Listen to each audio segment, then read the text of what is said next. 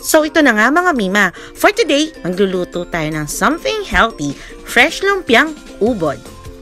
Pagayat muna natin guys ang ating ubod. Then, pagkagayat niyan, kailangan natin pakuluan ito sa tubig na may asin for 5 minutes para medyo lumambot. Then strain and set aside. For the ingredients mga mima, garlic, celery, onion, tokwa, carrots, singkamas, kamote, shrimp, and then syempre ang ating ubod. Pwede nga pala kayo magdagdag ng ibang gulay like repolyo or baguio beans. Then, ito naman ang ating para sa mga seasonings. So, mag-start muna tayo sa ating mga sahog. Prituhin muna natin ang ating shrimp. Lagyan ng konting asin. Then, wait lang natin siya maging orange. After nyan, hahanguin natin yan.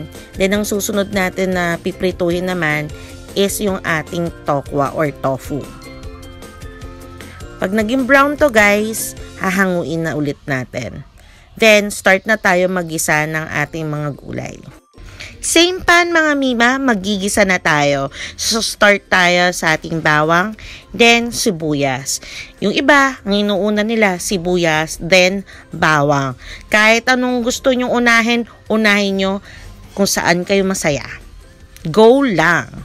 Next natin is ang ating ubod. So, ito is napakulan na natin yan kanina.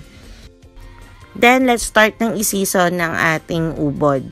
So, inuna ko na yung garlic powder, guys. Then, paminta. Pwede rin kayo magdagdag ng asin or patis or iba pang seasoning kung gumagamit kayo. Kung saan kayo masaya, go lang mga mima.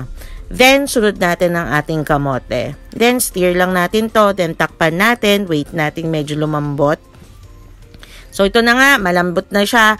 Halo na natin yung ibang gulay natin. We have the singkamas and the carrots. And, syempre, yung ating celery. So, haluin lang natin yan, guys. Then, pagkahalo niyan, takpan lang natin. Wait lang natin siyang maluto.